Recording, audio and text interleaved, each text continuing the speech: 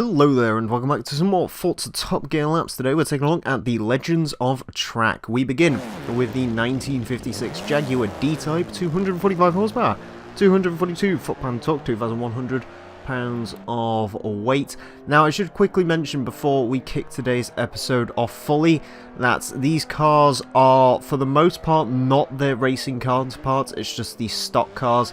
I'm still not completely made up on whether I'm going to run full-on race cars around this course yet.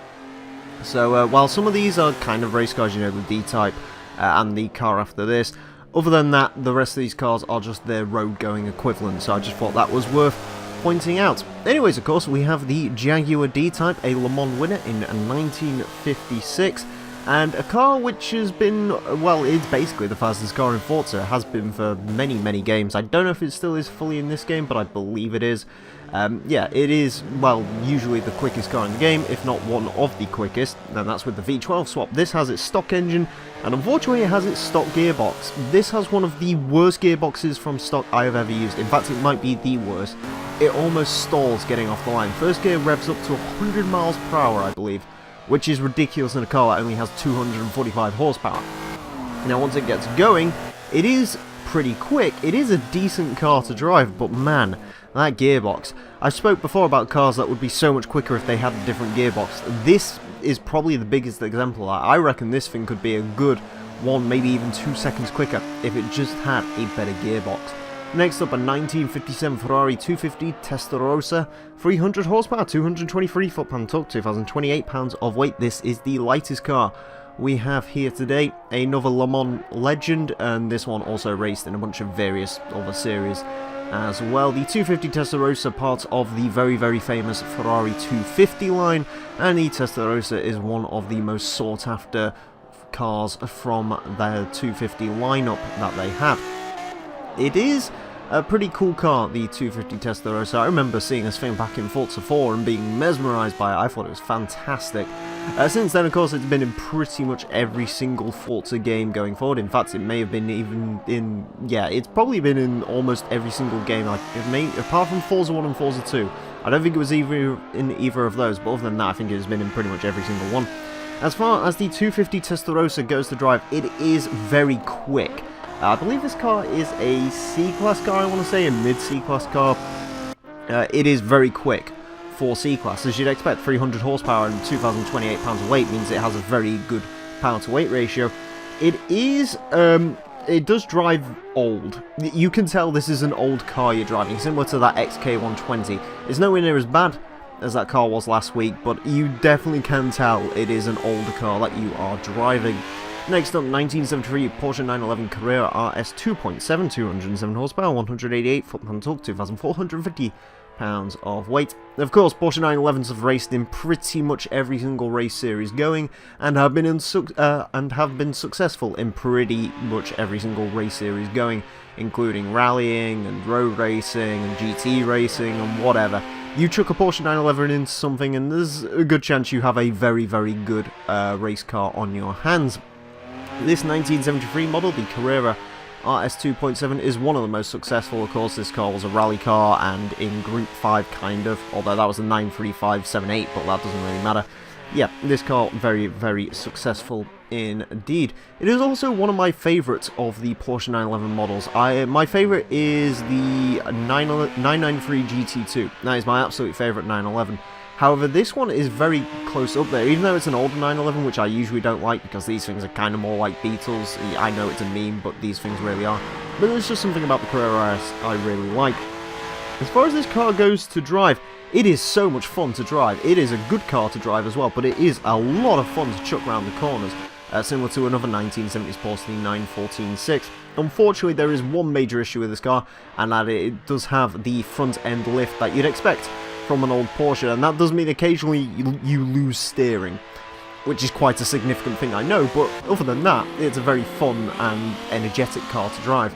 Next up, 1973 Ford Capri RS3 100, a 148 horsepower, 187 foot-pound torque, 2,315 pounds of weight. This is the least powerful car here today.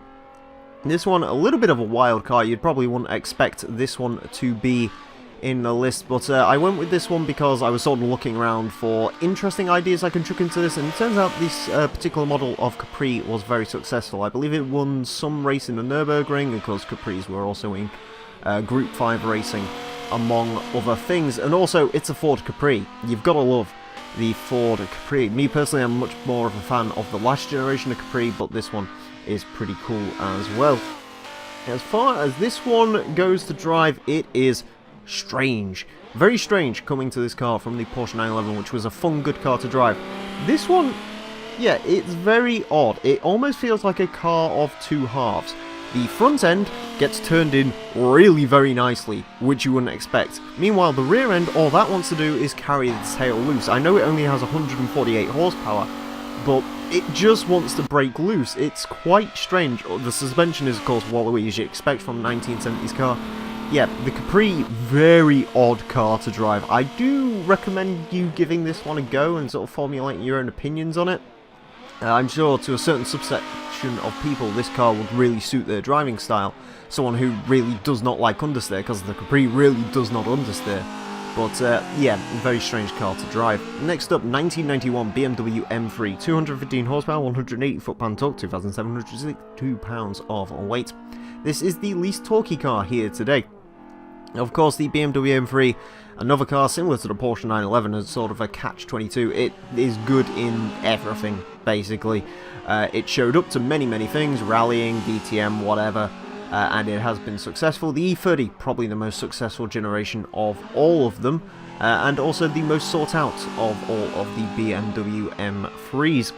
I do like the E30, not my personal favourite when it comes to the M3s. That would be the E36 model.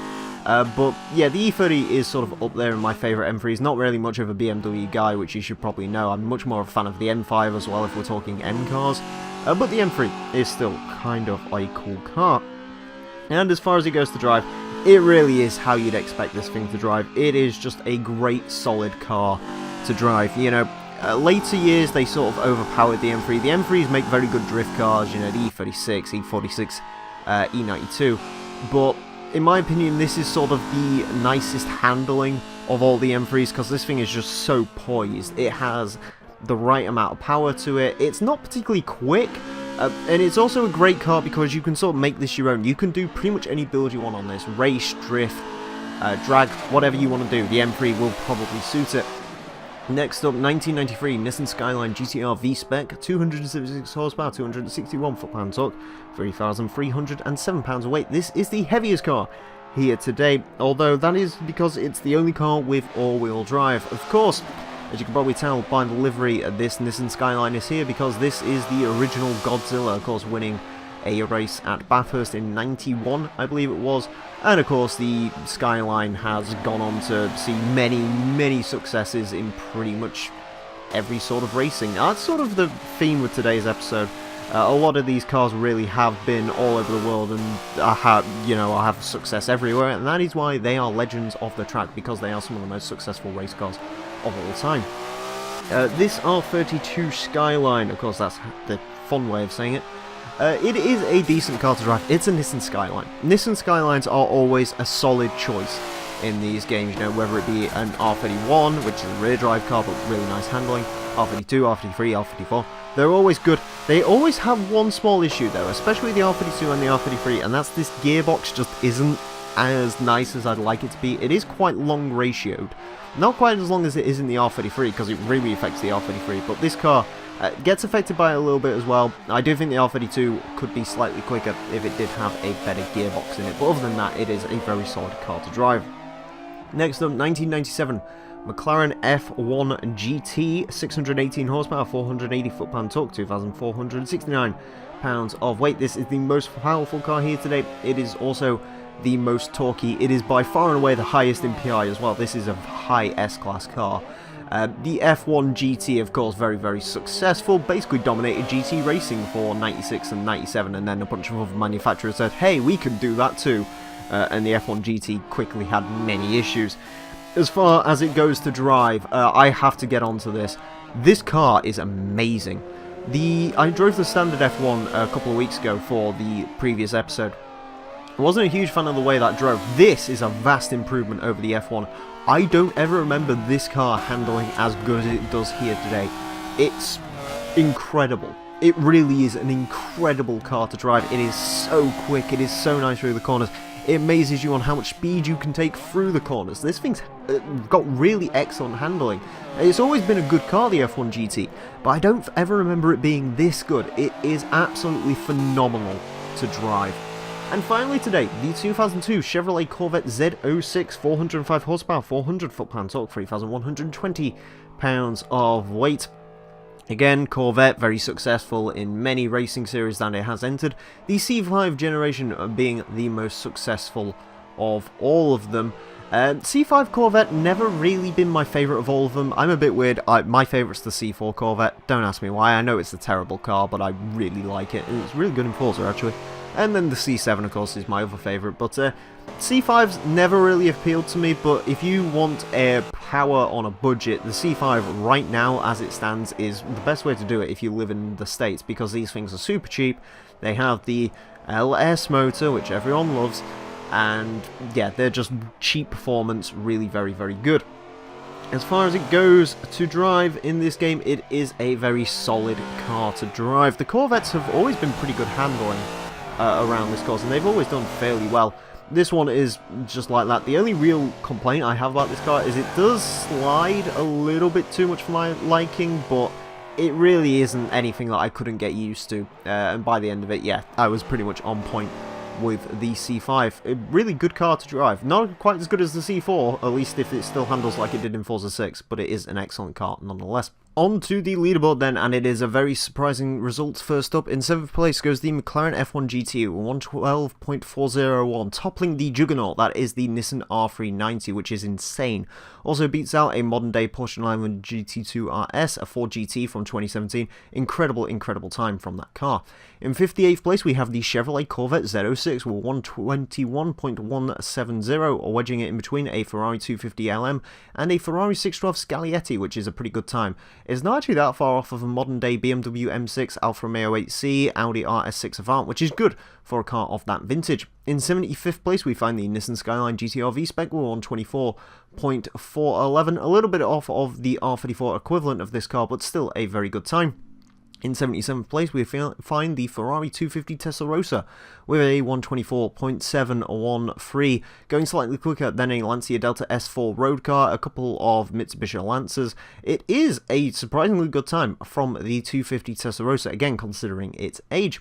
In 100th place, we find the Jaguar DType 127.629. Honest to God, if that car had a better gearbox, it could be maybe 2 seconds quicker, but unfortunately the gearbox really did let it down. In 101st place, we find the BMW M3 with 127.722, which is a pretty darn good time. Beats out a modern-day Mazda RX-8, Alfa Romeo Giulietta, beats out now BMW M5 of the same vintage, does lose out slightly to a couple of other cars, but nevertheless, still a good time.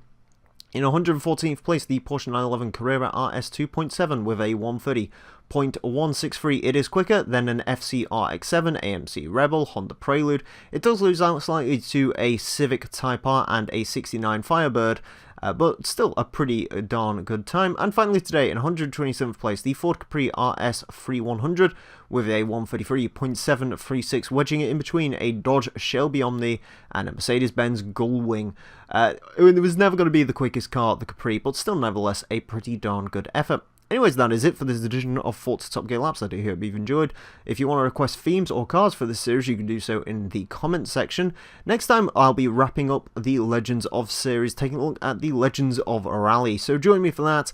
Until then, farewell.